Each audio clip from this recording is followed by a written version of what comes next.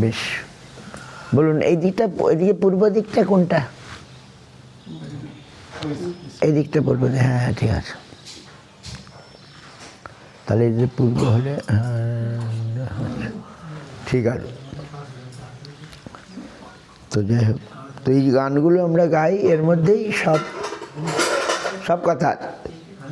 গানগুলোর মধ্যে এই যে আমরা গান গাইলাম, শ্রীহরি বাসরে হরি, কীর্তন বিধান, বৃন্দাবন ঠাকুর দেখছেন শিবাসঙ্গনে আজ কি হচ্ছে, হরিবাসর দিনে কি হচ্ছে, বৃন্দাবন ঠাকুর যেন দেখতে পাচ্ছেন। হ্যাঁ, তারপরে তিনি লিখছেন কি হচ্ছে। এই গানটি খুব মানে প্রামাণিক, মানে তিনি যা লিখছেন আজকে তাই তিনি দেখছেন, তাই তিনি লিখছেন নাকি। শিবাসঙ্গনে কি হচ্ছে? আপনাদের বাড়ির নাম কি? বাড়ির কোনো নাম দিয়েছেন? হ্যাঁ,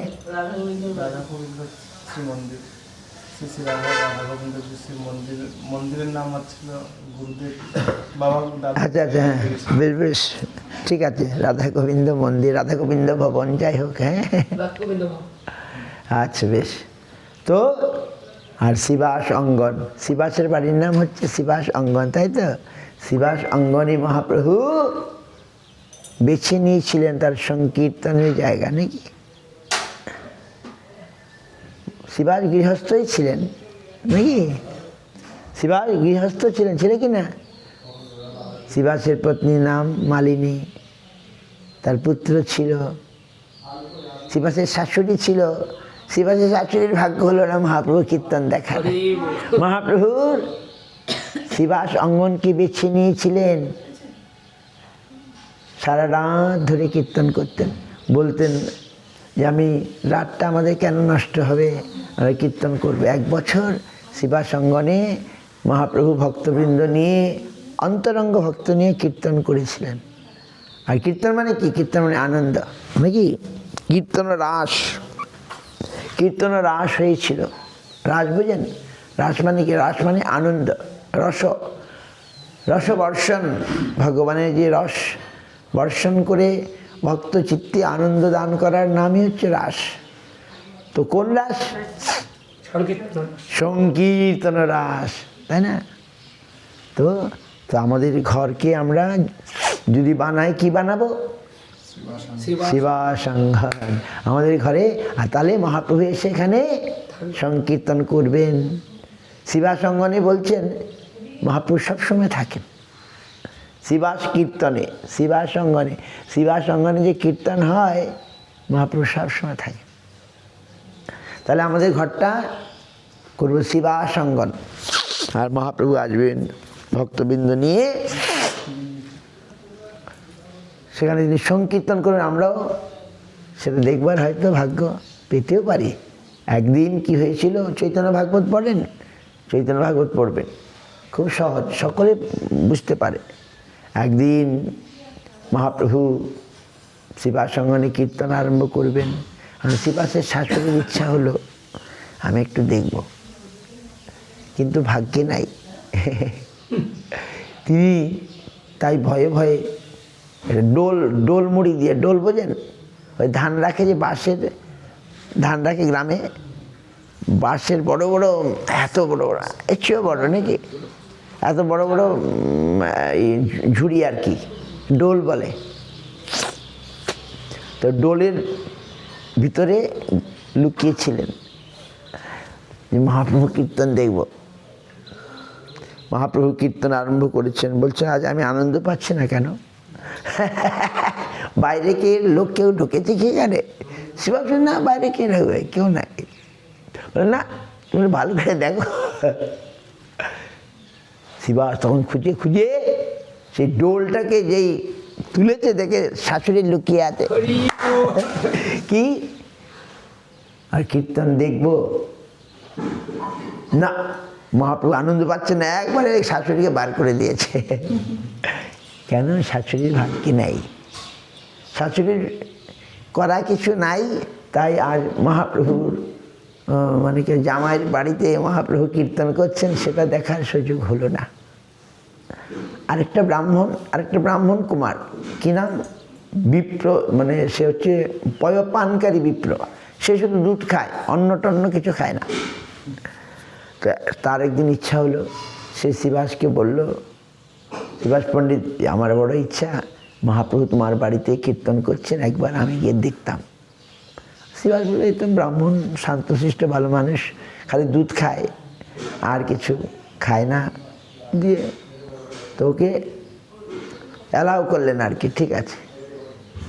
আর ব্রাহ্মণ পয়পানকারী বিপ্র, সে এসে থাকলো ওখানে। মহাপ্রভু আর আমার কীর্তনে আনন্দ হচ্ছে না কেন? আজ কেন আনন্দ হচ্ছে না? বাইরে কোনো লোকটোক ঢুকেছে নাকি? শিবাস না, সেরকম কেউ তো নয়। বলে না, আমি ঠিক আনন্দ পাচ্ছি না। তখন ও হ্যাঁ, ওই তো একটা নতুন, ও তো পান করে, ব্রাহ্মণ, খুব সিম্পল সাদা সিধে ভালো মানুষ। বলে না, মহাপ্রভু বলেন না, পান করলেই আমাকে পাওয়া যায় না, ভগবানকে পাওয়া যায় না। পান করলেই পাওয়া যায় না, তারপরে বার করে দাও। তারপরে মহাপ্রভু, তারপরে শিবাস থেকে বার করে যাচ্ছে, মহাপ্রভু দাঁড়াও দাঁড়াও, তারপরে আবার তাকে ডাকলেন। সে রেগে গেল না, কিন্তু মহাপ্রভু যে তাকে বার করে দিতে বলছে তাতে রেগেও গেল না। মহাপ্রভু তার এই ভাব দেখে মহাপ্রভু আবার ডাকলেন, ডেকে আবার বুঝালেন, দেখো পান করলে কৃষ্ণ মিলে না, কৃষ্ণ পাওয়া যায় সাধনে ভজনে, এই করে ভারী সুন্দর উপদেশ দিয়ে তাকে আবার অ্যালাউ করলেন। কিন্তু শাশুড়ির ভাগ্যে হলো না, শাশুড়িকে ভার করে। তো মহাপ্রভুর সংকীর্তন সবাই দেখার সৌভাগ্য পাবে না, কিন্তু চাইলে পাবে। আমি যদি চাই, তাহলে হয়তো মহাপ্রভু আমাকে কোনোদিন দর্শন দিতেও পারেন নাকি? মহাপ্রভুর দিতে শিবাসের ধাতুষ্পুত্রী, কী নাম? নারায়ণী, 4 বছরের মেয়ে, তাকে মহাপ্রভু কৃপা করেছিলেন। শিবাসের নারায়ণী, বৃন্দাবন ঠাকুরের মাতা রানী, মাতা যিনি, তা 4 বছর বয়স। একদিন শিবাস কি হয়েছে, একটা রিউমার মানে গুজব রটে গেছে। কেন? নবদ্বীপ তো মুসলমান শাসক, কাজী সেখানকার শাসক। গুজব রটে গেছে, হিন্দুদের মধ্যেও পাষণ্ড আছে কি না? ওরাই গরু জরুরি দিয়েছে, সহ্য করতে পারছে না। মহাপ্রভুর শিবাসঙ্গনে দরজা বন্ধ করে কীর্তন করেন, তো ওরা ঢুকতে পারে না। ওদের রাগ হচ্ছে, আমরা ঢুকতে পারি না, তাই রেগে যাচ্ছে, শিবাসের উপরে রেগে যাচ্ছে। গুজব রটিয়ে দিয়েছে, কী হয়েছে? শিবাসের ঘর বাড়ি ভেঙে দেবে, কাজীর লোক আসছে, কাজে পুলিশ আসছে, শিবাসকে ধরে নিয়ে যাবে আর শিবাসের ঘর বাড়ি ভেঙে দেবে, এই গুজব রটিয়ে দিয়েছে। আর শিবাসের একটু ভয় হয়েছে, তার নিজের জন্যে নয়, কার জন্যে? মহাপ্রভু। যদি মহাপ্রভুর কিছু হয়, সে কী করছে? দরজা বন্ধ করে নৃসিংহদেবের পূজা করছে, নৃসিংহদেব রক্ষা করে। আর অন্তর্যামী ভগবান, তিনি তো জানেন, তিনি সব জানেন। তিনি এসে শিবাসের দরজা এক লাথি, এই শিবাস, কার পূজা করছিস, কার ধ্যান করছিস, দেখ তুই যার পূজা করছিস সে তোর দুয়ারে দাঁড়িয়ে আছে। শিবাস দেখে মহাপ্রভু, কে কে কাজী? কাজীর কি ক্ষমতা আছে? আমি যদি করাই, আমি যদি বলাই, তাহলে সে করতে পারবে, তাহলে কিছু করতে পারবে না। আমি কি জানিস? এই দেখ, একবারে শিবাসকে ভগবান গৌরহরি তার শঙ্খচক্র গদাপদ্ম নারায়ণ ভগবান রূপ দেখালেন, বাস দিয়ে অভয় দিলেন। তো এইভাবে শিবাসের ঘরে কত কি লীলা হয়েছে। আর এসব সব সত্যি, গল্প নয়। এই চৈতন্য ভাগবতে এগুলো আছে। তো সকালে সকালে আমরা মঠে চৈতন্য ভাগবত পড়ি, বিকালে শ্রীমদ্ ভাগবতম, আর রাত্রে চৈতন্য চরিতামৃত। এইগুলো অনুশীলন করলে আমি প্রচার করতে পারবো, লোকের কাছে বলতে পারবো। এইসব কথা বললে যথেষ্ট, আর বেশি কিছু বলতে হবে না। গৌরলীলা, আগে গৌরলীলা, তারপরে কৃষ্ণলীলা, তখন সহজেই মানুষ। এই জন্যে আমাদের একটু একটু অনুশীলন করতে হবে, আর লোকের কাছে বলতে হবে, বোঝাতে হবে, হরিকথা বলতে হবে যে আমি যেটুকু বুঝেছি সেটুকু বোঝাতে, বেশি বোঝার দরকার নেই। আমি যেটুকু বুঝেছি সেটুই অপরকে বললে আমার এটা আর বেড়ে যাবে। নিত্যান্ত সাপ্লাই করবেন, কি বুঝতে পারছেন? এই জন্যে হরিভজন নিজে করতে হবে এবং অন্যকে করাতে হবে, নাকি? কিন্তু সকলে হয়তো এখন বুঝতে পারছে না, কোনোদিন বুঝতে পারবেন, নাকি? এবং যেহেতু ভগবান আমাকে এখানে এনে দিয়েছেন, তার মানে আমার কিছু ভাগ্য ছিল, নাহলে আমি এই বাড়িতে কেন আসলাম, ভক্তের বাড়িতে কেন আসলাম, নাকি? তো সেই জেনে ভগবানের, এই জন্যে আমি ভগবানকে ডাকবো। আর ভগবানকে ডাকার জন্যে তো আমার কষ্ট হয় না, বরঞ্চ আরও আমরা শক্তি পাই, বল পাই। ভগবত অনুশীলনে আমাদের কোনো why worry for the result when the process is so nice? আমাদের গুরু মহারাজ বলতেন, why worry for the result, যে আমি এই সাধন ভজন করে কি পাবো, ওর সেই জন্য চিন্তার দরকার নাই। The process is simply nice. কি প্রসেস? দেখুন, আমরা এত ভোরবেলা আপনারা উঠে গেলেন ঘুম থেকে, আর অনেক লোক যারা বিষয়ী লোক তারা ঘুমিয়ে আছে, রাত 8টা-9টা পর্যন্ত ঘুমাবে, নাকি? ওদের কোনো কালে ধর্ম হবে না, পরমার্থ হবে না, কিছু হবে না। কিন্তু the process is so nice. আমরা উঠলাম, ঠাকুরের জাগরণ করে মঙ্গল আরতি করলাম, বাস। আর অভ্যাস করলে ঠিক হয়ে যাবে সব, আর তখন ভালো লাগবে, নাকি? তো এটা হচ্ছে the process is nice. Krishna consciousness, Krishna চেতনা, কৃষ্ণ ভাবনা, কৃষ্ণ অনুশীলনের প্রসেসটাই সুন্দর। এরপরে কৃষ্ণকে পাবো কি না পাবো ওর জন্য চিন্তা করতে হবে না। আমার দরকার নেই, কৃষ্ণ তুমি যেখানে আছো সেখানেই থাকো, আমি যেন তোমায় একটু ফুল দিতে পারি, আমি তোমায় একটু স্মরণ করতে পারি, আমি যেন তোমায় একটু নৈবেদ্য দিতে পারি, বাস, দ্যাটস অল। আমি তোমাকে দিতে চাই, আর তোমাকে আসতেই হবে এমন কথা নাই, নাকি? এটা হচ্ছে ভক্তের কথা। ভক্ত বলে না, ঠাকুর আমার জন্য আসো, আমাকে রক্ষা, মানে আমাকে এটা দেখো, আমি তোমায় একটু দেখবো। না না, তুমি কেন আসবে? আমি তো নট কোয়ালিফাইড, আমি তো যোগ্য নই, তুমি আমার কাছে আসবে। আমি সে কী করেছি তোমার জন্যে? আমি তো কিছুই করিনি, আমি তো আমাকে নিয়েই ব্যস্ত আছি, নাকি বলুন? আমরা আমাকে নিয়েই ব্যস্ত আছি, ভগবানের জন্য ব্যস্ত হয়েছি কোথায়, কতখানি, কত পার্সেন্ট? আমরা ভগবানের জন্য কত ভাগ ডেডিকেট নিজেকে দিয়েছি বলুন? 10 ভাগ, 20 ভাগ, 50 ভাগ, 100 ভাগ। 100 ভাগ দিলে ভগবানকে পাওয়া যাবে। 4 আনা দিয়ে পাওয়া যাবে, 4 আনায় 4 আনা পাবো, 8 আনায় 8 আনা পাবো, আর 16 আনায় ভগবান হচ্ছেন পূর্ণ বস্তু। 16 আনা না দিলে তাকে পাওয়া যায় না 100%। যখন আমি দেব বলে আমার তো তাতে কোনো ক্ষতি হবে? কোনো ক্ষতি হবে না। যে ভগবানকে পায়, ভগবানকে জানে, তার কোনো ক্ষতি হয়? যস্মিন জ্ঞাতে সর্বতম বিজ্ঞাতং ভবতি, যস্মিন প্রাপ্তে সর্বম প্রাপ্তম ভবতি। যাকে জানলে কি হয়? সব জানা হয়ে যায়। যাকে পেলে সব পাওয়া হয়ে যায়। তস্মিন বিজিজ্ঞেস তদেব ব্রহ্ম, উপনিষদের ভেরি ইম্পর্টেন্ট শ্লোক। যাকে জানলে সব জানা হয়ে যায়, যাকে পেলে সব পাওয়া হয়ে যায়, তাকে তুমি জানার চেষ্টা করো। তিনি কে? উপনিষদ বলে তিনি হচ্ছেন ব্রহ্ম। আর মহাপ্রভু এসে আমাদের আরো সহজ করে দিলেন, বলে না, তিনি ব্রহ্ম নন, শুধু ব্রহ্ম নন, তিনি হচ্ছেন কৃষ্ণ। ব্রহ্ম তো নিরাকার, নির্বিশেষ, তার দেখা যায় না, হাত পা নাই, কিছু নাই। আর কৃষ্ণ সাকার, তাকে দেখা যায়, তার সেবা করা যায়। শুনুন ওই মাতাজি, শুনুন, হরে কৃষ্ণ, শুনুন, আমি যা বলছি শুনুন না। আমরা ভগবানকে কেন চাইবো বলুন? ভগবানকে কেন? ভগবানকে চাইলে বা ভগবানকে পেলে কি হবে? ভগবানকে জানলে কি হবে?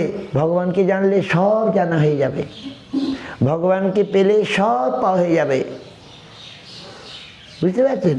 আর ভগবান আমায় যত সুখ দিতে পারবে, এই জগতের কেউ এত সুখ দিতে পারবে না, বুঝতে পারছেন? এই জগতের সবাই অপূর্ণ, আমরা সব অপূর্ণ, আর ভগবান হচ্ছেন একমাত্র পূর্ণ। কোন ভগবান? কৃষ্ণ ভগবান। আর কৃষ্ণই তার কথা বলার জন্যে, আমাদেরকে জানানোর জন্যে, আমরা যদি ভুল না করি। রাধাকৃষ্ণের এই অপ্রাকৃত প্রেমলীলা আমরা যেন সাধারণ মানুষের মানবের লীলা না মনে করি। তাই ভগবান আজ রাধাকৃষ্ণ মিলিত তনু গৌরাঙ্গ হয়ে এলেন, আমাদেরকে জানালেন জীব জাগো, জীব জাগো, গোরা চাঁদ বলে কত নিদ্রা যাও মায়া পিশাচির কোলে, ভজিব বলিয়া এসে সংসার ভিতরে, ভুলিয়া রহিলে তুমি অবিদ্যার ভরে। আপনারা পড়েন না স্কুলে? আমরা একটা কবিতা পড়েছি, আপনারা পড়েছেন? সনাতন গোস্বামীর পরশমণি, রবীন্দ্রনাথের লেখা। পরশমণি পড়েছেন না পড়েননি? জানেন সত্যি ঘটনা, বর্ধমান জেলায় মানকর বলে একটা জায়গা আছে। বর্ধমান জেলায় মানকর জায়গার নাম। এক ব্রাহ্মণ, তিনি দ্বাদশ শিবলিঙ্গের পূজা করতেন প্রতিদিন। যেমন আপনার এখানে শিবলিঙ্গ আছে না, কেন করতেন? শিব পূজা কেন করতেন? শিব আশুতোষ, মানে অল্পে সন্তুষ্ট। তো ওই ব্রাহ্মণ প্রতিদিন দ্বাদশটি শিবলিঙ্গের পূজা করতেন। আপনারা যদি করেন, শিব একবার কথা শোনেন, একটু বেলপাতা দেবেন, জল দেবেন, কিন্তু সেই শিব তিনি আবার গোবিন্দের আরাধনা করেন নাকি?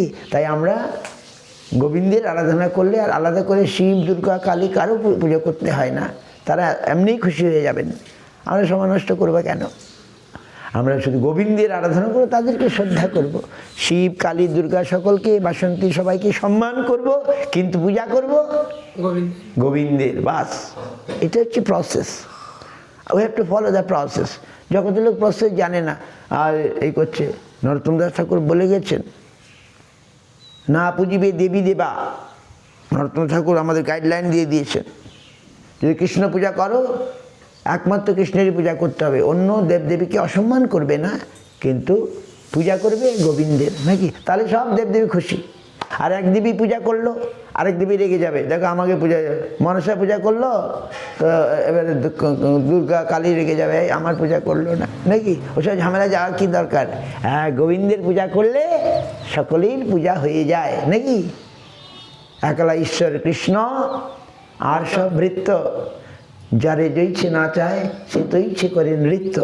এখন সেই মানকরের ব্রাহ্মণ, সে দ্বাদশ শিবলিঙ্গের পূজা করতেন।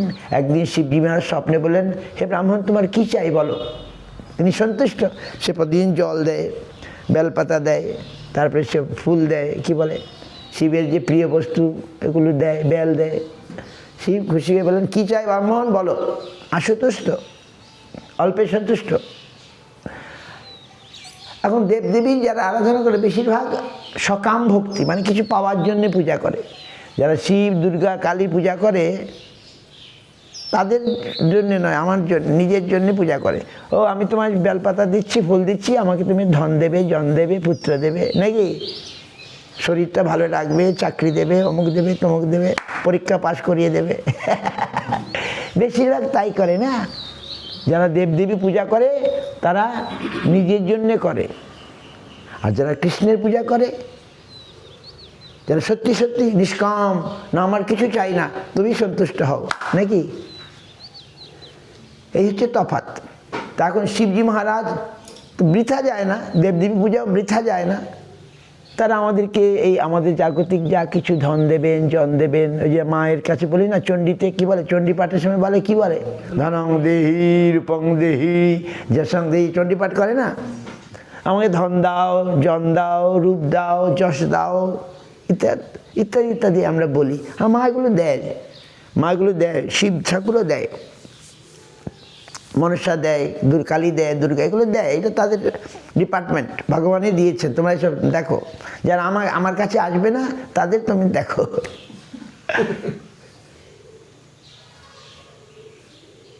দেবী হচ্ছেন মহামায়া, কারাগারের অধিষ্ঠাত্রী। কৃষ্ণ বিমুখ জনে ব্যাধিয়া করানো সংসার। যারা কৃষ্ণ বিমুখ তাদেরকে বেঁধে মহামায়া এই সংসার করার, নাকি? এটাই এই যে মা কালী, তিনি মহামায়া। কিন্তু যদি সত্যি সত্যি মাকে বলি, মা আমার কি ভালো হয়, যেটা ভালো হয় সেটা করো। মা তখন আমাদেরকে গোবিন্দের কাছে পাঠিয়ে দেবেন, এইটাই ঘটনা। মাকে যদি বলি, মা গো আমায় মুক্তি দাও, অথবা আমার এই সংসার বন্ধন থেকে মুক্তি দাও, আর আমার যা ভালো হয় সেটা করো, মা তখন কি বলবেন, বেটা গোবিন্দের পূজা কর। আমিও তার পূজা করি। এইটাই মায়ের কাজ, তাই না? এসব জানতে হবে। আমরা যাই নবদ্বীপে পোড়ামাতলার পোড়ামা প্রৌঢ় মায়া যাই না পরিক্রমা, উনি যোগমায়া, আমরা তাকে যোগমায়া রূপে দেখব। আর তার আরেকটা রূপ মহামায়া। যারা কৃষ্ণ বিমুখ তাদের কাছে তিনি মহামায়া, আর যারা কৃষ্ণ উন্মুখ তাদের কাছে তিনি যোগমায়া। যাই হোক, আর শিব ঠাকুর সন্তুষ্ট হয়ে বলেন, কী চাই বলো? ব্রাহ্মণ, প্রভু আমার ধন চাই, মেয়ে বিয়ে দিতে হবে, আমার অনেক টাকার দরকার। টাকা, যাই হোক, এখন শিবজি মহারাজ কি মনে হলো, তিনি ওই ব্রাহ্মণের প্রকৃত ধন দিতে চাইলেন, সত্যি সত্যি ধন দেবার জন্যে তিনি বললেন ঠিক আছে। তিনি তার প্রতি সন্তুষ্ট হলেন, বলে তুমি এক কাজ করো, ধন চাই, তুমি বৃন্দাবনে চলে যাও। বৃন্দাবনে কার কাছে? সনাতন গোস্বামীর কাছে চলে যাও, ওনার কাছে ধন আছে। ব্রাহ্মণ শিবের স্বপ্ন পেয়ে, বাহ, সে এবার হেঁটে, তখন তার গাড়ি ছিল না, যখনকার কথা বলছি। রবীন্দ্রনাথের কবিতা লিখেছেন, স্পর্শমণি সঞ্চয়িতা আছে বাড়িতে, রবীন্দ্রনাথের কাব্যগ্রন্থ আছে না নাই? গুগলে সার্চ করবেন, স্পর্শমণি কবিতার নাম। আমার কাছে আছে, আমি পাঠাবো না। নদী তীরে কি বৃন্দাবনে সনাতন এক মনে জপিছেন নাম, যমুনার তীরে সনাতন হরি নাম করছে। রবীন্দ্রনাথ লিখেছেন এই কবিতাটা, আমার কাছে আছে, ভিডিও আছে। সনাতন জপিছেন নাম। এমন সময় ব্রাহ্মণ হাঁটতে হাঁটতে বাংলা থেকে, বর্ধমান থেকে হাঁটতে হাঁটতে কোথায় গেল? বৃন্দাবন। গিয়ে কোথায় গেল? বৃন্দাবনে কোন জায়গাতে? যমুনাথের জায়গাটার নাম কি? দ্বাদশ আদিত্য টিলা, ওই যে উঁচু জায়গাটা, সনাতন গোস্বামীর ভজন কুটির। হরে কৃষ্ণ। এখন সনাতন গোস্বামী তো কে জানেন তো? কে ছিলেন বাংলার প্রধানমন্ত্রী হোসেন শাহের আমলে। এখনো তার স্থানগুলো আছে রামকেলি, মালদহে। আমি গেছি মালদহে। সনাতন গোস্বামী বাংলার প্রধানমন্ত্রী ছিলেন। এখন যে প্রধানমন্ত্রী লড়াই হচ্ছে না, আর সনাতন গোস্বামী একদিন প্রধানমন্ত্রী তো রিজাইন দিয়ে চলে গিয়েছিলেন কার কাছে? মহাপ্রভুর কাছে। মহাপ্রভু তাকে দেখবার জন্যে এই মালদাতে এসেছিলেন। রূপ সনাতন মালদহে ছিলেন। মালদহে বাংলার রাজধানী ছিল মালদহ তখন। এখনও সব পৌরাণিক সেই ঘরবাড়ি আছে, ইটের তৈরি, বড় বড়, এখনও আছে, আপনি গেলে দেখতে পাবেন। তো সনাতন বাংলার প্রধানমন্ত্রী হোসেন শাহ ছিলেন বাংলার নবাব, তার আন্ডারে। কেন তাকে প্রধানমন্ত্রী করেছিলেন? খুব বুদ্ধি ছিল, ইন্টেলিজেন্ট, তার জন্যে সনাতন গোস্বামী প্রধানমন্ত্রী করেছিলেন। কিন্তু মহাপ্রভু পার্শ্বত্ব এরা এসব লীলা, অভিনয়, প্রধানমন্ত্রী হওয়া অভিনয় করে আমাদেরকে দেখালেন আর কি। দেখো প্রধানমন্ত্রীও পদ, যার জন্যে মানুষ পাগল হয়ে যাচ্ছে, কে প্রধানমন্ত্রী হবে নাকি। এই তখন ভোটের লড়াই চলছে, কে মন্ত্রী হবে, এই নিয়ে লড়াই চলছে। আর সনাতন গোস্বামী তাকে ডেকে এনে মন্ত্রী করা হয়েছিল। তার বুদ্ধিমত্তার পরিচয় পেয়ে, অনেক ঘটনা, গল্প, সত্যি ঘটনা, তার বুদ্ধিমত্তার পরিচয় পেয়ে হোসেন শাহ তাকে প্রধানমন্ত্রী করেছিলেন। কিন্তু মহাপ্রভু মালদহে এসে তাকে দর্শন করে আর তার রাজকার্য ভালো লাগেনি। তিনি রাজকার্য ত্যাগ করে, রাজকার্যে যাচ্ছেন না, রাজা রেগে যাচ্ছেন, এই তুমি রাজকার্যে আসছো না কেন? বললেন আমার শরীর ভালো নেই। কবিরাজ পাঠালো, কবিরাজ বললো না না ভালো, কোনো অসুবিধা নাই। রাজা, তুমি কেন রাজকার্য, মানে তোমাকে ছাড়া আমি কি, তোমার পরামর্শ আমার তো দরকার। বলে রাজা মশাই আমাদের আর হবে না, আর কথাটা বলছে না। মহাপ্রভু যে তাকে আকর্ষণ করছেন, মহাপ্রভুর যে করুণা, মহাপ্রভুর যে মধুরিমা তাকে আকর্ষণ করেছে, সে রাজকার্য আর ভালো লাগছে না। বলে চলো, আমি এখন উড়িষ্যায় যুদ্ধযাত্রা করছি, তুমি চলো। উড়িষ্যা? উড়িষ্যা তো ভগবানের দেশ, উড়িষ্যা সব জায়গায় মন্দির, আর তুমি মন্দির ভাঙতে যাবে? আমি মোটেই যাব না। তা রাজার কথা না শুনলে কি শাস্তি? কারাগার। তুমি আমাকে শাস্তি দাও। রাজা হোসেন শাহ তখন উড়িষ্যায় যুদ্ধ ঘোষণা, উড়িষ্যায় যুদ্ধ করতে যাচ্ছে হিন্দু রাজার সঙ্গে। মুসলমান রাজা হিন্দু রাজার যুদ্ধে যাবে, সনাতন প্রভু যাবেন না। এখন রাজা তাকে ভাবছে আমি চলে গেলে পালিয়ে যাবে, বুঝতে পারলো। তাই যেন পালিয়ে না যায় তার জন্যে তাকে কারাবন্দি করলো। কারাগার মানে একটা মসজিদকে কারাগার বানিয়ে দিল সনাতন। আমি এখনও আছে সেটা, এত বড় বড় দেয়াল, ইটের দর, এত বড় বড় দেয়াল এখনও আছে। আমবাগানের ভিতরে, মালদহের আমবাগান, ওখানে লোকে দেখতে যায়, সব প্রাচীন ইয়ে। তো সেইখানে বন্দি করে চলে গেল। তখন সনাতন গোস্বামী কারারক্ষক তাকে বোঝালেন, দেখো আমি তোমার অনেক উপকার করেছি, আমাকে তুমি ছেড়ে দাও। কারণ কী করে ছাড়ব? তোমাকে টাকা দেবো, যা ঘুষ দেবো, এই নাও 5,000 স্বর্ণ মুদ্রা, তার অনেক দাম, এই দিলাম, তোমার অনেক উপকার করেছি, আমি প্রধানমন্ত্রী ছিলাম, এখন তুমি আমাকে ছেড়ে দাও। সে তো ভয় পাচ্ছে, না না না না, দেখলে তো 5,000 হবে না, আরও 2,000, 7,000 স্বর্ণমুদ্রা সামনে ঢেলে দিল, নতুন নতুন নাকি। আরে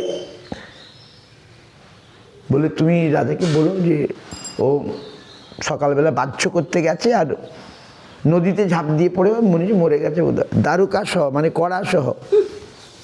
মিথ্যা কথাও বলা যায় ভগবানের জন্যে, ঘুষও দেওয়া যায় ভগবানের জন্যে। সনাতন গোস্বামী তার যা ছিল অর্থ সব তাকে দেখালে, 7,000 মুদ্রা দেখে একটু লোভ হয়ে গেল। আচ্ছা ঠিক আছে, সে ছেড়ে দিল। সনাতন গোস্বামী ওখান থেকে পালিয়ে পালিয়ে পালিয়ে তখন হেঁটে হেঁটে হাজিপুর, বিহারের হাজিপুর হয়ে পাহাড় পর্বত অতিক্রম করে কাশীতে চলে আসলেন। চৈতন্য চৈতামৃতে সব আছে, সব মহাপ্রভুর কাছে চলে আসলেন। মহাপ্রভু তাকে ভদ্র করালেন, চুল দাড়ি সব কাটিয়ে ভদ্র করিয়ে তাকে শিক্ষা দিলেন, সনাতন শিক্ষা। তারপরে বললেন তো বৃন্দাবনে যাও। এই বৃন্দাবনে তিনি চলে এলেন, ওই দ্বাদশ আদিত্য টিলা, এখন যেখানে উঁচু টিলাটা আছে না, মদনমোহন মন্দির, ওখানে তিনি ভজন করতেন। আজ সেই ব্রাহ্মণ সেই টিলাতে এসে সনাতন গোস্বামী দেখলে একটা মানে হাঁটুর উপরে কাপড়, হাঁটুর নিচেও নয়, আর একটা বহির্বাস। এর কাছে কি আছে, তো নিজেরই কিছু নাই, আমাকে কি ধন দেবে নাকি? প্রথমে বোধহয় তাই মনে হয়েছিল, কিন্তু শিবজি মহারাজ বলেছেন এটা তো মিথ্যা হবে না। তাই সে সনাতন গোস্বামী প্রণাম করে বলল, প্রভু আমাকে শিবজি মহারাজ পাঠিয়েছেন আপনার কাছে। কেন? যে আপনার কাছে নাকি ধন আছে, আপনি আমায় দেবেন। ধন আমি সব ছেড়ে ছেড়ে চলে এসেছি, আমার কাছে। ও এই মনে পড়েছে, কদিন আগে একটা পরশমণি আমি পেয়েছিলাম। পরশমণি জানেন? পরশমণি দিয়ে কী হয়? বাবা সুন্দর। পরশমণি যা লোহাকে সোনা করা যায়, লোহাকে টাচ করলেই সোনা হয়ে যাবে। ওই তো ওই মাটিতে পুঁতে রেখেছি, দেখো এর মাটিটা তোলো, মাটি তুলেই দেখলো, আরে সত্যিই তো পরশমণি, বাপরে বাপ, সত্যি ঘটনা, গল্প নয়। তখন ব্রাহ্মণ তো নিয়ে নিল, বাপরে বাপ এত সুন্দর, এখন তো আমার ধনের আর অভাব হবে না, শিবজি মহারাজ আর ঠকাবে না ওকে।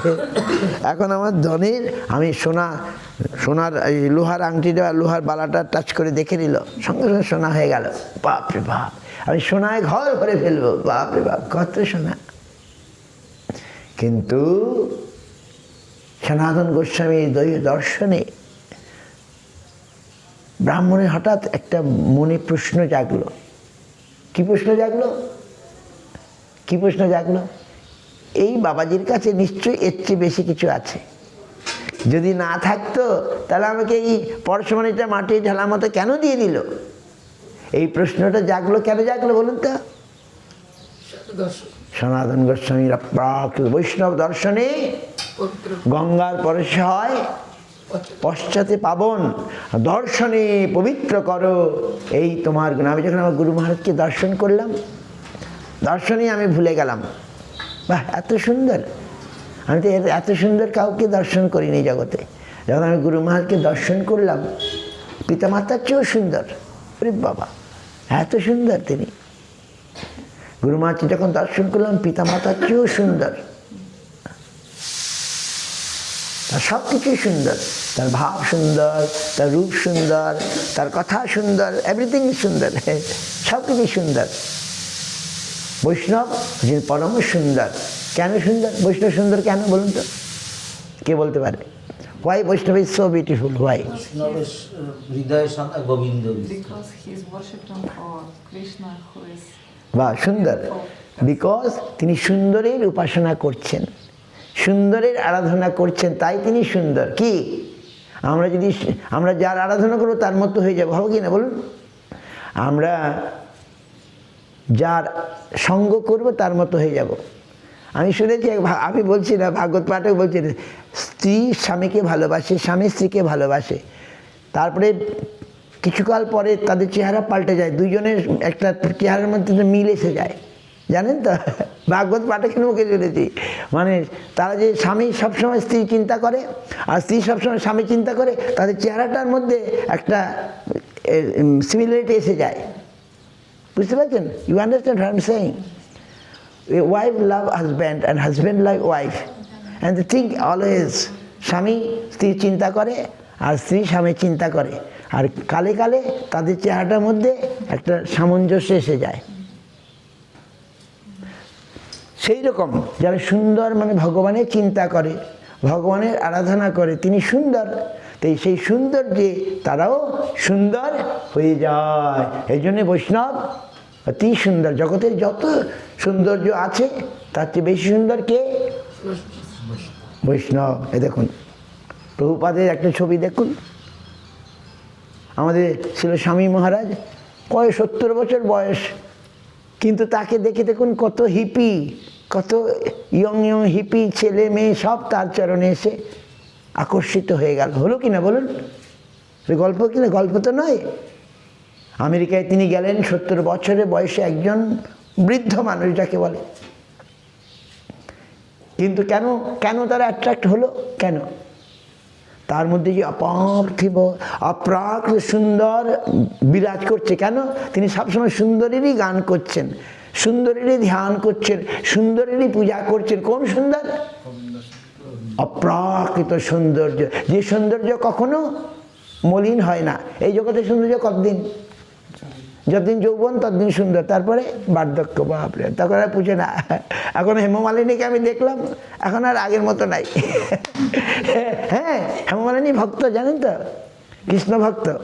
ও নাচ দেখেছি আমি, ওই কলকাতায় এসেছিল স্বামী মহারাজের 100 বছর পূর্তি, কলকাতায় নেতাজি ইন্ডোর স্টেডিয়ামে বিরাট হয়েছিল, তো ভালো ভক্তিমূলক নাচ নেচেছে হেমমালিনী। তখন তো অনেক দিন আগে, তখন ছিল, ভালো ছিল, এখন বয়স হয়ে গেছে, এখন কি বলে। তো আমাদের এই সুন্দর কতদিন? এই ফুলের মতো, সকালে সুন্দর, বিকেলে শুকিয়ে কেমন হয়ে যাবে নাকি? Liquid beauty. এই সৌন্দর্যটা কি বলে? স্বামী মহারাজ একটা গল্প বলতেন। কি গল্প? Liquid beauty. আজ আছে তো কাল নেই। গল্পটা জানেন তো? লিকুইড বিউটি পরে বলবো। এই জগতের সৌন্দর্যটা ক্ষণিকের সৌন্দর্য, কিন্তু ভগবানের সৌন্দর্যটা চিরকালীন। ভগবান কিশোর, চিরকিশোর। ভগবান বুড়ো ছবি আছে কৃষ্ণের? কৃষ্ণের কোনো বুড়ো ছবি নাই। কৃষ্ণ কোনোদিন বুড়ো হন না, হন কি? তিনি চিরকিশোর, নিত্য নতুন, নবয়মান। তাই আমরা কৃষ্ণকে চাই নাকি?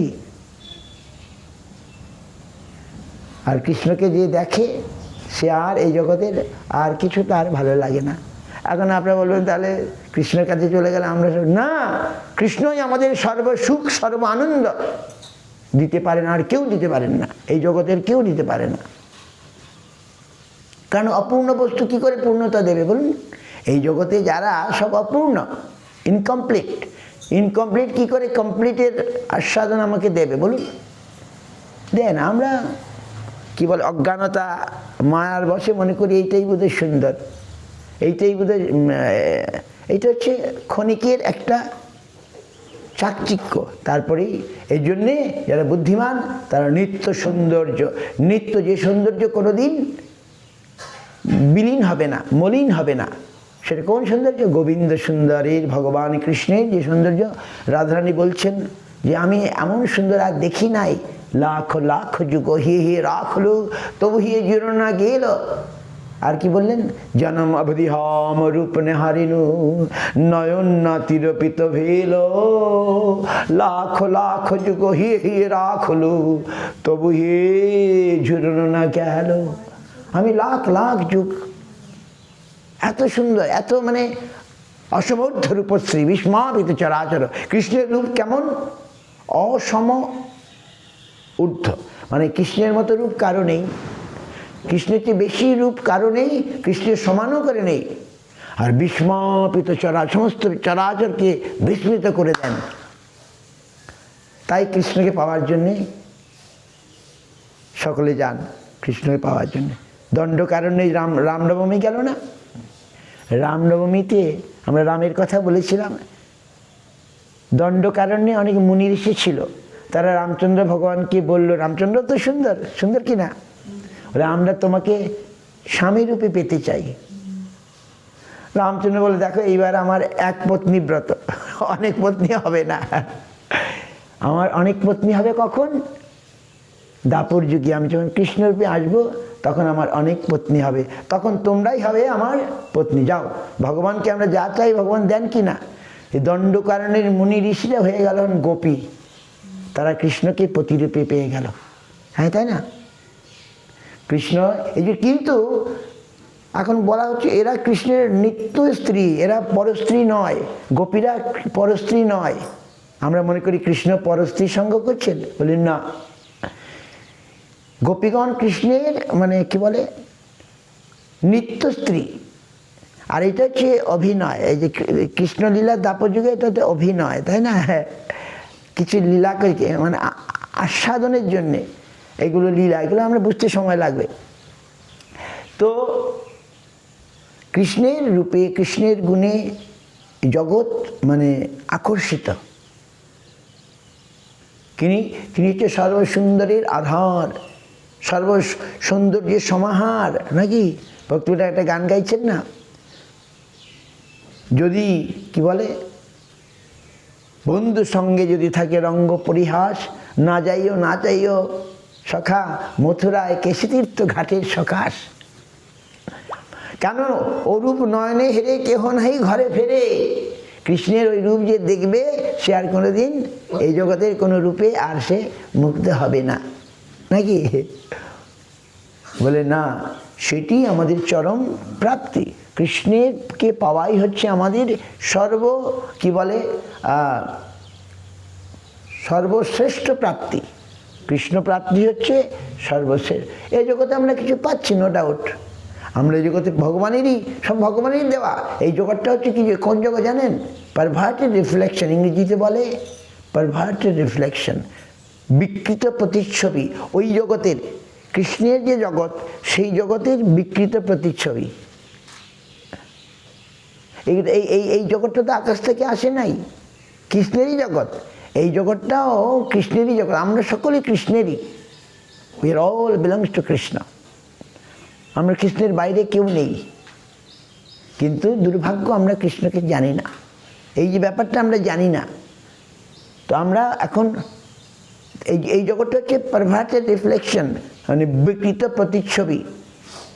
কৃষ্ণের যে জগৎটা আছে তারই ছায়া, বুঝতে পারছেন? এই জগৎটা যেমন চাঁদ, আসল চাঁদ, আর জলের মধ্যে চাঁদ তার ছায়া, আসল চাঁদ জলটা না, বুঝতে পারছেন? জলের মধ্যে চাঁদের ছায়া, সেটা আসল চাঁদ নয়, কিন্তু আমরা ওটাই, ওই জলের মধ্যে চাঁদটাকে দেখি, আমরা এত আকর্ষিত ওইটাকে ধরতে যাই। ওটাকে ধরা যায় কখনো? ওটা তো ছায়া। জলের মধ্যে চাঁদের যে ছবি, সেটা হচ্ছে ছায়া। সেটাকে যতই আমরা ধরতে চেষ্টা করি তাকে ধরা যায় না, সে তো ছায়া। তো এই জগৎটা হচ্ছে সেই জগতের ছায়া। এই জগতে আমি সেই জগতের যে রস আনন্দ সুখ পেতে চাইছি অসম্ভব। বুঝতে পারছেন? আমরা আনন্দ চাই, সুখ চাই, কোথায়? আমরা এই জগতে সেটা পাওয়ার চেষ্টা করছি, কিন্তু প্র্যাকটিক্যালি কি হচ্ছে সেটা হচ্ছে না। মনে হচ্ছে হবে, আমরা চাইছি হবে, কিন্তু ইন রিয়ালিটি এটা হচ্ছে না। হচ্ছে কি? অপূর্ণ। যেহেতু এখানে আমরা অপূর্ণ, আমি ভাবছি ও আমাকে সুখ দেবে, কিন্তু ঘটনাচক্রে হচ্ছে না। কিছু সুখ আমরা পাই, তারপরেই দুঃখ, কিছু সুখ আমরা পাই, তারপরেই দুঃখ, তারপরেই অতৃপ্তি, তারপরেই অভাব, নাকি? এর জন্যে আমরা কি সত্য সুন্দরীর সন্ধান করব। সত্য, রবীন্দ্রনাথের একটা কবিতা কথা আছে খুব সুন্দর। রবীন্দ্রনাথ মাঝে মাঝে ভালো ভালো কথা বলেছেন, সব পাঁচমিশালি তো। সত্য যে কঠিন, কঠিনেরে ভালোবাসিলাম, সে কখনো করে না বঞ্চনা। আমরা পড়তাম কলেজে, ইউনিভার্সিটিতে, ভালো ভালো কথা আছে। আমাদের বন্ধু রিসার্চ স্কলার, সে বলতো, তা আমার কথাটা খুব ভালো লাগলো। সত্য যে কঠিন, কঠিনেরে ভালোবাসিলাম, truth is very hard, but I love the truth because he will never deceive us. সত্য কখনো আমাদের বঞ্চনা করবে না। ভগবান আমাদের কখনো, এই জগতের লোক বঞ্চনা করবে কিনা বলুন? এই জগতের লোক, আমি তাকে খুব ভালোবাসলাম, সে এনি টাইম আমাকে বঞ্চনা করবে, কিন্তু সত্য ভগবান কখনো বঞ্চনা করবেন না। সত্য যে কঠিন, কঠিনেরে ভালোবাসিলাম, সে কখনো করে না বঞ্চনা। ভগবানকে ভালোবেসে কেউ ঠকবে না। এই জগতের লোককে ভালোবেসে আমরা ঠকতেও পারি। তাই আমরা সত্য এবং সুন্দরের কে চাইব, কি সত্য সুন্দরকে চাইব। আর বৈষ্ণব সুন্দর হয়ে যান কেন? যেহেতু তারা সুন্দরের আরাধনা করেন। যে যার চিন্তা করবে সে তার মতো হবে, হয়ে যাবে কিনা বলুন? আপনি যার চিন্তা করবেন, আপনি যদি ভালো লোকের চিন্তা করেন আপনি ভালো হয়ে যাবেন, আর দুষ্ট লোকের চিন্তা করেন দুষ্ট হয়ে যাবেন, হবেন কিনা? একবারে খুব তাড়াতাড়ি। সেই রকম আজ সনাতন গোস্বামী সেই সুন্দরের আরাধনা করছেন, আর ওই ধন তাকে কোনো আকর্ষণ দিচ্ছে না। যে পরশমণিটা খুঁজে পেয়েছিলেন, ওখানে পড়েছিল। এখন ব্রাহ্মণের মনে সনাতন গোস্বামীর ওই অপূর্ব কি বলে রূপ, ভাব। রূপটা কোথায়? ভাবে প্রকাশ হয়। বাইরের রূপটা তো আছে কালে, আসল রূপটা আমাদের ভাব থেকে আসে, নাকি? নাহলে বৃদ্ধ বয়স, আমি আমার গুরু মহারাজকে দর্শন করলাম, তখন ওনার বয়স 80 পেরিয়ে 90-এর দিকে যাচ্ছে, বৃদ্ধ, কিন্তু তার মধ্যে কি অপূর্ব রূপ, অপূর্ব মানে কি বলে জ্যোতি, অপূর্ব তেজ বিচ্ছুরিত হচ্ছে। সেটা কোনটা? কিসের? সেই অপ্রাকৃতের যিনি তিনি আরাধনা করছেন, অপ্রাকৃত সৌন্দর্যই তার মধ্যে তখন বিরাজমান হয়ে বিকিরণ ঘটাচ্ছে। সেই সৌন্দর্যটা তখন ফুটে বেরোচ্ছে, নাকি? আর ছিল স্বামী মহারাজ 70 বছর বয়সে, একজন বয়স্ক মানুষ, কিন্তু তার কণ্ঠস্বর দেখেছেন কেমন? হিজ ভয়েস শুনেছেন কখনো? হরে কৃষ্ণ হরে কৃষ্ণ কৃষ্ণ কৃষ্ণ হরে হরে, আছে না এই গানটা? হরে রাম, এই গানটাই তো আমি তখন শুনলাম, আমার এত ভালো লাগলো। ওই আসামে আসতো তো, ওই শিলচরে গিয়েছিলাম দিদির বাড়ি, আমার তখন পড়াশোনা শেষ হয়ে গেছে, আর ওই সময় ইস্কনের গাড়ি আসছে, আর আমি শুনি বাহ এত সুন্দর, আমি তো কখনো শুনি নাই এইরকম মানে পাওয়ার, সামান্য মহামন্ত্র। হরে কৃষ্ণ কৃষ্ণ কৃষ্ণ হরে হরে হরে রাম। আমি তার মধ্যে বলতে পারছি না, তার যে গলার যে একটা পাওয়ার একবারে মানুষের হৃদয়কে স্পর্শ করলো কি না? হাজার হাজার ইয়ং কি বলে হিপি, আমেরিকার ছেলেমেয়েরা তখন ওরা কোনো নিয়ম কানুন মানত না, যে আমরা হ্যাপি হব, হ্যাপি হওয়ার জন্যে রাস্তায় নেমে আসলো। তারা উন্মত্ত, বড় বড় চুল দাঁড়িয়ে রাখতো, আর ছেলে মেয়ে নিয়ে একসঙ্গে বাস করতো, আর আর তারা সুখ চাইছিল। স্বামী মহারাজ তখন গাছের তলায় দাঁড়িয়ে কি করছিলেন? এখন আছে সেই গাছটা নিউ ইয়র্কে, আমরা একদিন যাবো, we shall go one day new York. New ইয়র্কে আমাদের একজন ভক্ত হয়েছে নাকি, নতুন ভক্ত, ইয়ং ছেলে, এবার এসে দীক্ষা নিয়েছে। তো আমি ভাবছি একসময় আমরা নিউ ইয়র্কে যাবো, এখনও সেই গাছটা আছে, কি হয়তো স্কোয়ার না টমকিন স্কোয়ার, একটা গাছের নিচে বসে তিনি গিটার নয় করতাল, হরে কৃষ্ণ কৃষ্ণ কৃষ্ণ হরে হরে হরে রাম। তখন হিপি ছেলেমেয়েরা ওরা তো ফুর্তি করছিল গিটার নিয়ে, ওরা এসে গিটার বাজাতে আরম্ভ করলো ওর সঙ্গে হরে কৃষ্ণ, উনিও গিটার বাজাচ্ছে আর ওরাও হরে কৃষ্ণ বলতে বলতে বলতে বাহ, একদিন দুদিন তাই আসতে শুরু করলো। আর এই করতে করতে স্বামী মহারাজ তাদেরকে বললেন, যখন বেশ কদিন হয়ে গেছে, বললেন তোমাদের একটা ভালো ভাষা শেখাবো, পৃথিবীর সর্বশ্রেষ্ঠ ভাষা, কি নাম? সংস্কৃত ভাষা। যদি বলে তোমাদের ধর্ম শেখাবো, তারা তখন চলে যাবে হয়তো। ধর্ম কথা বাবা, আমরা ধর্মটা জানি, আমরা হিপি হবো, আমরা হ্যাপি হবো আমরা। তারপরে তিনি তাদের ডেকে ডেকে তার ঘরে নিয়ে আসতেন, নিজের হাতে গোলাপ জামুন বানাতেন, বুঝতে পারছেন? তার বললেন ওই রকম থাকা চলবে না, বিবাহ করতে হবে।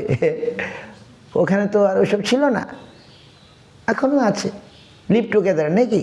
বললেন না, এটা পাপ, তোমরা যেটা করছো এটা মহাপাপ তোমাদেরকে।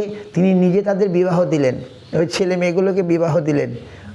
ওই ঘরে গোলাপ জামুন বলেন, ইন্ডিয়ান স্টোর থেকে লাল কাপড় নিয়ে আসো, লাল পাড়ের শাড়ি নিয়ে আসো, তারপরে কী সব নিয়ে সব ওরা শুনলো। প্রথম নাচতে আস্তে তিনি তাদের বিবাহ দিলেন ওখানে, দিয়ে বলেন এই পত্নীর সঙ্গে থাকবে, অন্য পত্নীর কাছে, অন্য বউর কাছে যাবে না। এইরকম তাদেরকে শিখালেন, বোঝালেন, ভয় দেখালেন।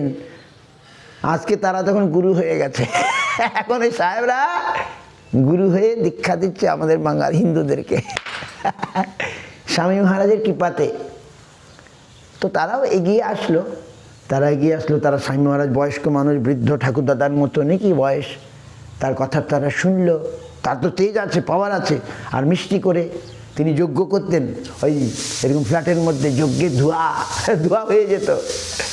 আর নিজের হাতে গোলাপ জামুন বানাতেন, ওদের বিবাহ দিতেন, দিয়ে ওদেরকে দেখুন আজকে পথে নিয়ে এসছেন নাকি।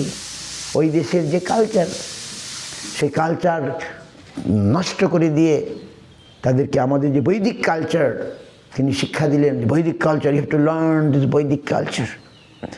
তাদের ভালো লাগলো, এত সুন্দর জীবন, পবিত্র জীবন। তারা তখন বিবাহ করে তারা ভক্ত হয়ে গেল। তারপরে আবার খুব তো ভোগ করেছে, এইবারে বললেন এইবার আমরা সন্ন্যাস নিয়ে নেব। ভোগটোগ করে অনেকে সন্ন্যাসও নিয়ে নিল, বা সন্ন্যাস ছেড়েও দিল। সবাই তো আর ছাড়েনি। কত সুন্দর সুন্দর দেখুন মহারাজ এখন হয়েছেন, রাধানাথ মহারাজ, ভক্তি বিকাশ স্বামী, সব আমেরিকার সব বড় বড় ধনী ঘরের ছেলে। জয় পতাকা মহারাজ। আবার সব যে পেরেছে পারেনি, অনেকে ফেল হয়ে গেছে। যেমন ভবানন্দ বলে একজন ছিল, ও পারে নাই, বিচ্যুত হয়ে বৈষ্ণব অপরাধের ফলে। যারা অপরাধ করলে বিচ্যুত হয়ে যেতে হবে, লাইনে থাকতে পারবে না। কিন্তু এখনও ভুলতে পারেনি, এখনও ওই মন্দিরের কাজ করছে। এই ভবানন্দ, এই বড় মন্দিরটা হচ্ছে না, উনি সব জানেন, এক্সপার্ট। বুঝতে পারছি আমি তো ভুল করেছি, সন্ন্যাস ত্যাগ করে দিয়েছিল। ও ছিল সিনেমার ডাইরেক্টর, চার্লস বেকেস ওনার নাম। আমি যখন বাড়িতে ছিলাম সব পড়ে আমারও খুব ভালো লাগলো, বাহ আমি কবে যাব, আমি যোগদান করবো। ওইসব বিরাট মহাপ্রভুর কথা তো ওরা প্রচার করছে। যাই হোক, এইভাবে অনেক অনেক কত হাজার হাজার ছেলে মেয়েদেরকে তিনি নিয়ে আসলেন পথে। তাদেরকে একটা নতুন জীবন, একটা শুদ্ধ, একটা ভক্তিময় পবিত্র জীবনের সন্ধান দিয়ে দিলেন। তারা যেন মানে প্রাণ ফিরে পেল। তারা হিপি হয়েছিল, তিনি তাদেরকে সত্যি সত্যি হ্যাপি করে দিলেন। দিলেন কি না? কোন শক্তিতে? তার গুরুদেবের শক্তিতে। আর তিনি যে সুন্দরের উপাসনা করতেন, সেই সুন্দরের উপাসনার পাওয়ারে, সুন্দরী উপাসনা যে করবে সেও সুন্দর হয়ে যাবে। দেখুন না, একটা ছেলে যখন দীক্ষা নেয়, মস্তক মুন্ডন করে, তারপরে তিলক মালা পরে, তাকে দেখলে কত ভালো লাগে। আর তখন সে স্যুট প্যান্ট পরে উন্মত্ত হয়ে ঘুরে বেড়াচ্ছে, তাকে ভালো লাগে? ভালো লাগে না, স্বাভাবিক নাকি? তো সুতরাং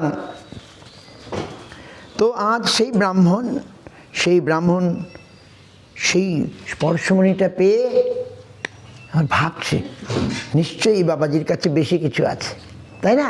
তা নাহলে আমাকে স্পর্শমণিটা দিয়ে দিল কেন?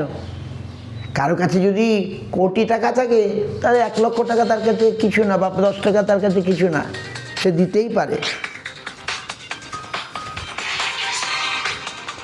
সে দিতেই পারে। কোথায় যাচ্ছে?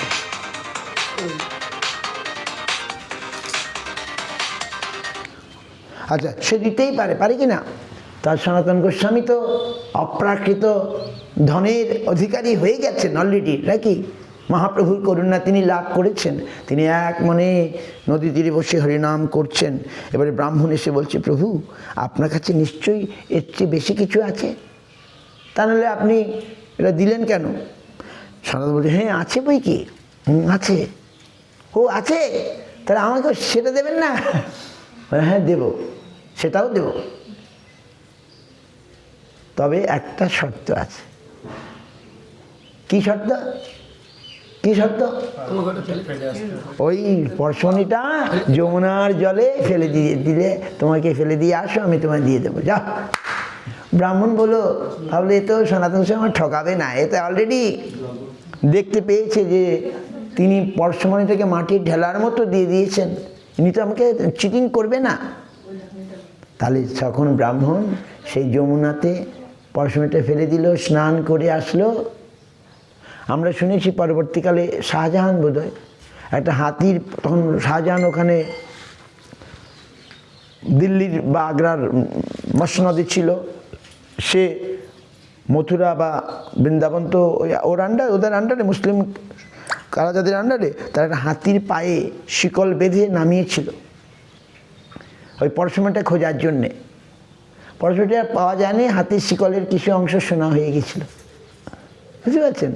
তখন হাতি সব কিছু করতো, তখন ক্রেন ছিল না। হাতি, এই যে বড় বড় মন্দির টন্দির হচ্ছে হাতির দ্বারা হতো, হাতি সব টেনে টেনে নিয়ে যেত, হাতি তখন ওদের সব।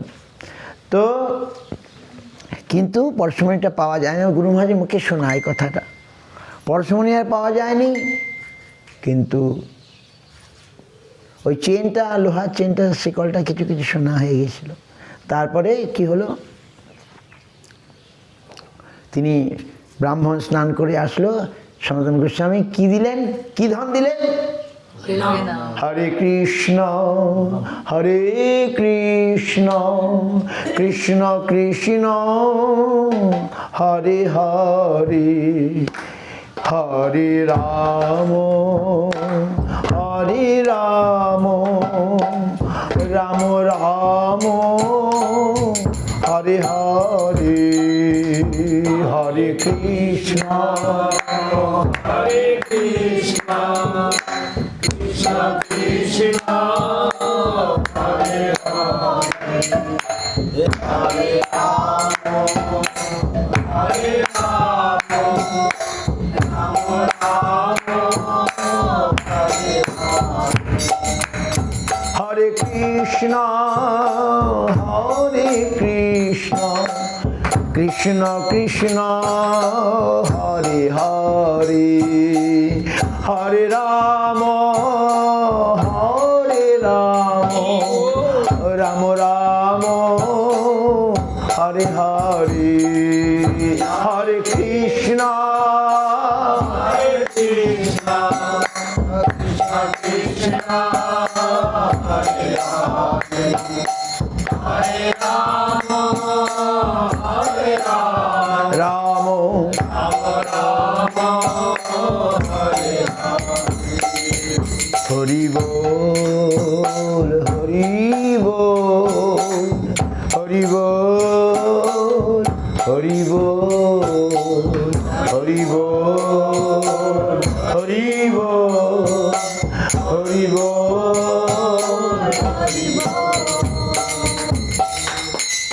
দেখুন আজকে জয়প্রত মহারাজ শোনো 40,000 ভক্ত করে দিয়েছেন, আর তোমার মরানহাট একটা ছেলে সে যোগ দিয়েছে নাকি, অসমিয়া, কি নাম ওর?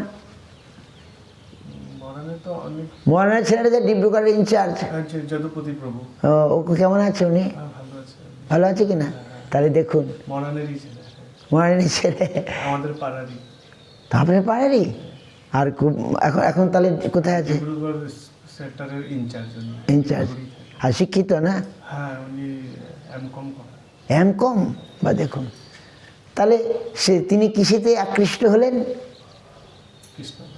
কৃষ্ণ আর বৈষ্ণব। কৃষ্ণকে তো আমরা সবাই জানি, কিন্তু আমরা আকৃষ্ট হচ্ছি না। কোনো মিডিয়া চাই, মাধ্যম চাই। কার মাধ্যমে? গুরু বৈষ্ণব ভক্তির মাধ্যমে উই আর অ্যাট্রাক্টেড, নাকি? আমরা নিজে অ্যাট্রাক্ট হতে পারছি না কৃষ্ণের সঙ্গে, যদি কোনো মিডিয়া আমাকে অ্যাট্রাক্ট করে দেয়। তো মিডিয়া দেখুন কোনো ভক্তের মাধ্যমে তিনিও যোগদান করলেন কি না? আমি মনে করি ওনার কথা, যে এরকম অনেক আমাদের গুরু মহারাজের কাছে এমনি কত ভক্ত এসছে, অনেক ইস্কনের ভক্তরা গুরু মহারাজের কাছে চলে এসছে। ভক্তি সুধীর গোস্বামী মহারাজ, এরা ভেরি ব্রিলিয়েন্ট, খুব এরা সব গুরু মহারাজের কাছে আসতো। পূজ্যপাদ ভক্তি চারু মহারাজ, এরা আমাকে পাঠিয়েছে ওনারাই। আমি প্রথম ইস্কনে গিয়েছিলাম। চারু মহারাজের এই বন্ধু, ওনার নাম সর্বভবনা প্রভু, এখন উনি আছেন, জার্মানিতে থাকতেন, বাঙালি, শিক্ষিত। আমি ওনার কথা শুনে আমার খুব ভালো লেগেছিল। আমি যখন ঘুরছি, আমি ইস্কনে গিয়েছিলাম, আমি ইস্কনে 7 দিন ছিলাম, আর ওনার কথা শুনে খুব ভালো লাগলো। উনি এত সুন্দর হরিকথা বলছিলেন। আমিও খুব ভালো, কার লাগে? যার ক্ষুধা আছে তার তো ভালো লাগবে, বলুন। হরিকথা সবার ভালো লাগে? যার ক্ষুধা নাই তাকে খাবার দাও না কেন? রাজভোগ, পান্তুয়া, আরও সব ভালো লাগবে? বলেন আমার ক্ষুধা নাই, ভালো লাগবে না। হরিকথা কার ভালো লাগবে? যাদের হরিকথায় ক্ষুধা আছে, তার কাছে খুব ভালো লাগবে। সারা রাত আমাদের এক মহারাজ আছেন, এখন দেবে রেখেছেন, স্বামী মহারাজ শিষ্য, ওনার নাম ভক্তিগড় নরসিংহ মহারাজ। উনি আমেরিকান, ওই জয়প্রতাপ মহারাজের গুরু ভাই, ভেরি স্ট্রং, সিংহের মতো, ভেরি স্ট্রং। তো উনি বলতেন, আপনি যখন ভারতেই থাকতেন, বৃন্দাবনে থাকতেন, সবসময় ভারতেই থাকতেন, আর মাঝে মধ্যে যেতেন, ভিসার জন্য যেতে হয় তো আমেরিকা, তো ওখানেও ভক্ত আছে, আমেরিকাতেও ভক্ত আছে। বলতেন আমরা যখন যেতাম সারা রাত হরিকথা হতো, মানে সকাল সন্ধ্যাবেলা বসলেন তো, আর সকালবেলা উঠতেন। সত্যি করে না, গল্প নয়। বলে আমরা সন্ধ্যাবেলা হরিকথা বলতে বসতাম, মানে অনেক দিন পরে গেছেন ভারত থেকে আমেরিকায়, আর আমেরিকান গৃহস্থ ভক্ত, এরকম গৃহস্থ ভক্ত, তারা মহারাজকে পেয়ে হরিকথা শুরু হতো, সন্ধ্যাবেলা শুরু হতো, আর শেষ হতো কখন? সকালবেলা। সত্যি ঘটনা। তো উনি নিজে বলেছেন এরকম। তো কাদের ভালো লাগবে? যাদের ক্ষুধা আছে, যারা কৃষ্ণকে ভালোবাসে, তাদের কাছে কৃষ্ণ কথা ভালো লাগবে। যারা গৌরাঙ্গকে ভালোবাসে, তাদের গৌর কথা তাদের কাছে ভালো লাগবে। আমি তো শুনতে যাই, যারা বলতে পারে। তাই সর্বভবনা প্রভু ইস্কনেরই স্বামী মহারাজেরই শিষ্য, তিনি আমাকে আমার গুরু মহারাজের সন্ধান দিলেন। যে ওইখানে একজন আছেন, আপনি যান ওখানে। আর আমার বয়স তখন 24 বছর, আমার 24 বছর বয়স তখন। আমি তখন ওনার কথা শুনে নবদ্বীপে চলে এলাম, আর গুরু মহারাজকে দর্শন করলাম। বাস, আই এম অ্যাট্রাক্টেড, মনে হলো যেন আমি ভগবান দর্শন করলাম, এত সুন্দর। তারপর আমি থেকে গেলাম, আর মায়ের কাছেও, মা বাবার কাছে ভুলে গেলাম। প্রথম ভুলি নাই, তারপর কেন? বলে পিতামাতার চেয়ে যিনি আমরা বেশি কিছু পেলাম। পিতামাতা আমাদের স্নেহ করেন, নো ডাউট, কিন্তু তারা আমাদের কর্মকে খণ্ডন করতে পারেন না। জন্মদাতা পিতা না রে প্রারব্ধ খণ্ডাইতে।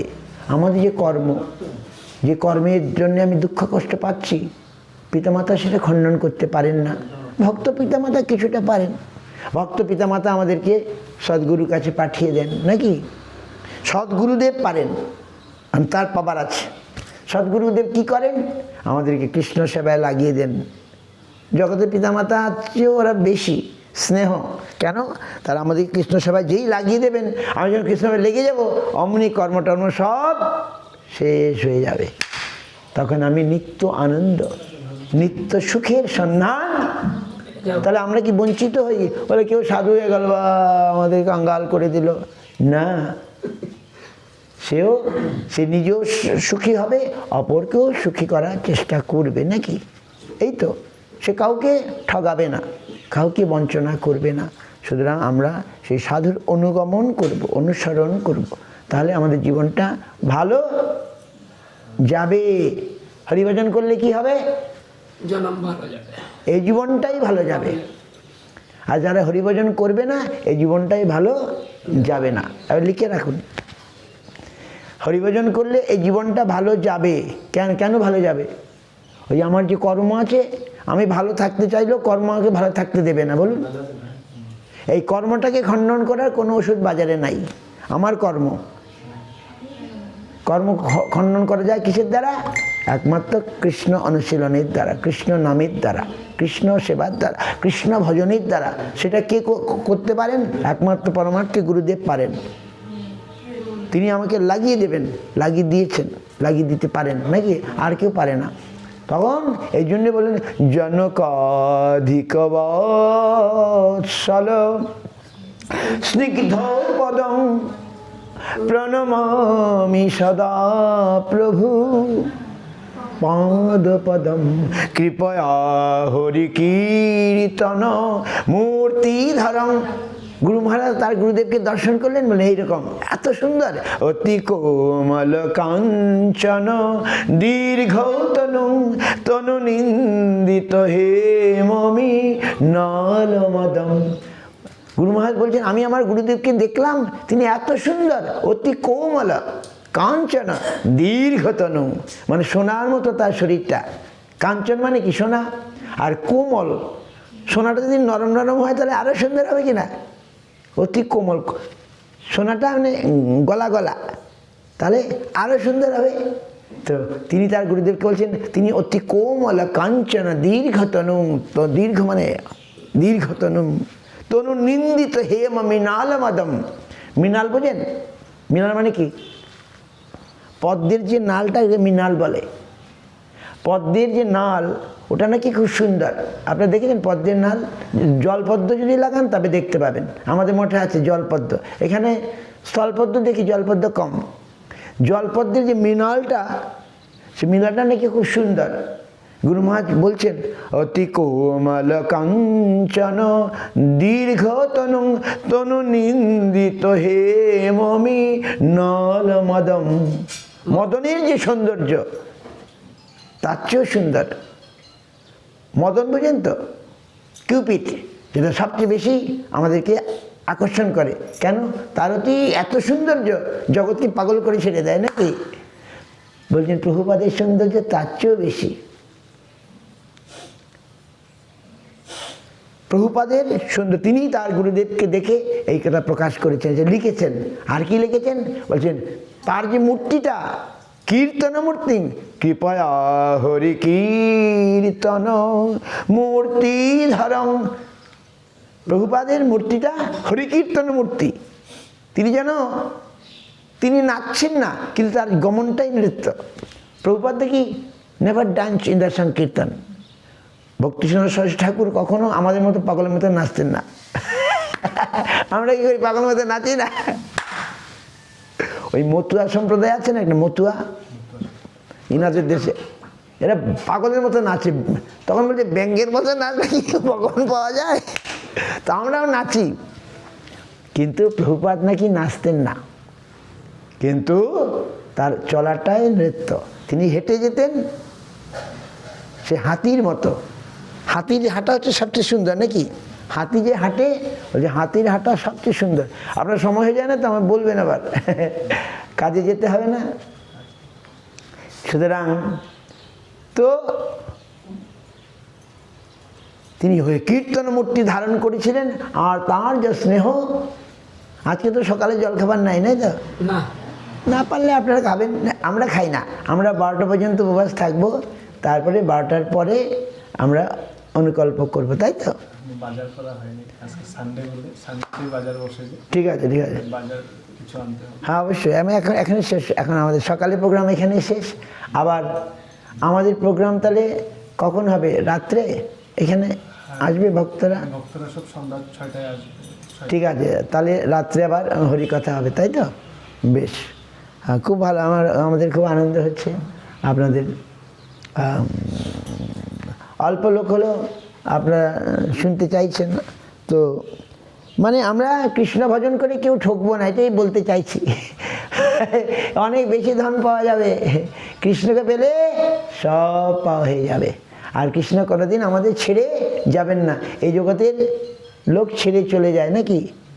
এই জগতের আমার বন্ধু আত্মীয় স্বজন তারা কোনোদিন ছেড়ে চলে যায়, যায় কি না? কিন্তু কৃষ্ণ আমাদের কোনোদিন ছেড়ে যাবেন না। তাই আমরা কৃষ্ণকে ভালোবাসবো, সত্যকে ভালোবাসবো, সুন্দরকে। Krishna consciousness is love and beauty. আমাদের গুরু মহারাজ বলতেন Krishna conscious means love and beauty. সত্য সুন্দরীর আমরা আরাধনা করছি। বলে সবে ছেড়ে ছুড়ে দিতে হয় কেন? বলে তার রূপে এত সুন্দর, এই জগতের সব কিছু ছাড়তেও অসুবিধা হয় না। তো আমরা সকলেই সেই সুন্দরকে না পাওয়া পর্যন্ত আমাদের তৃপ্তি হবে না। সকলে, এই জগতের সকলে, ছেলে মেয়ে বৃদ্ধ যুবা যারা আছে সকলের পরম প্রাপ্তি হচ্ছে কৃষ্ণ পাদ পদ্ম। সকলের একমাত্র গতি হচ্ছে কৃষ্ণ পাদ পদ্ম। তাকে না পাওয়া পর্যন্ত আমরা সকলেই অপূর্ণ হয়ে থাকব। যেমন নদীতে বাঁধ দেওয়ার মতো। যেমন নদীটা কোথায় যায়? হরে কৃষ্ণ কনস্ট্রাকশন করছে মুসলমান, কিন্তু খুব ভালো, বলে আমাকে নিয়ে চলুন। মুসলমান কিন্তু খুব ভালো, মায়াপুরে থাকে, ওইসব মন্দিরে কাজ করে। তো আমরা একটা ছাদ ঢালাই করছি, তো ওটা আমি বলছি আমি 1 তারিখে পৌঁছাবো, 2 তারিখে করবো।